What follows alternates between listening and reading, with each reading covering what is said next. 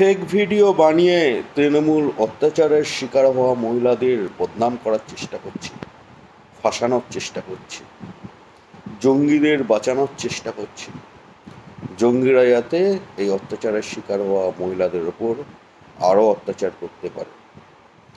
আচ্ছা, এই তৃণমূল যে ভিডিওটা আপলোড করেছিল, ফেক ভিডিওটা, তৃণমূলের এটুকু সাহস নেই যে অফিসিয়াল চ্যানেলে আপলোড করি?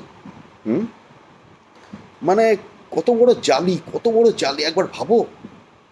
চোরের মতন একটা ফেক চ্যানেল বানিয়ে সেখানে আপলোড করেছে। আর কোনো ভিডিও নেই, কিন্তু কোনো সাবস্ক্রাইবার নেই। সেখানে এসে একটা চ্যানেল বানিয়ে, উইলিয়ামস নামে একটা চ্যানেল বানিয়ে সেখানে আপলোড করেছে। আর সেখান থেকে তৃণমূল ভাইরাল করেছে। ভিপিএনের মাধ্যমে করেছিল, এটা আমি বলেছিলাম, এটা একদম সত্যি।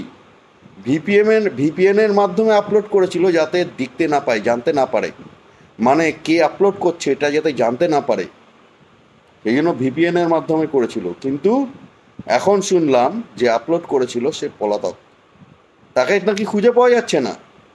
কি মালসা না কে তামাল, পলাতক, পালিয়ে গেছে। এরা সব কটা জেলে ঢুকবে।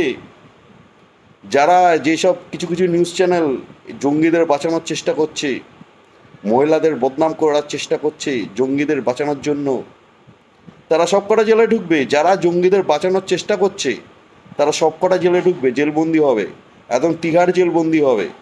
ঠিক আছে, এটা তারা অপেক্ষা করে যাক।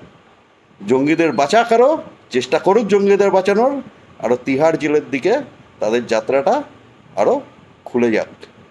ঠিক আছে, চালিয়ে যাক ওরা, এই মিডিয়াগুলো, নিউজ চ্যানেলগুলো চালিয়ে যাক, জঙ্গিদের বাঁচানোর চেষ্টা করুক, ওরা সব কটা তিহারে ঢুকবে। এটা হচ্ছে বিষয়।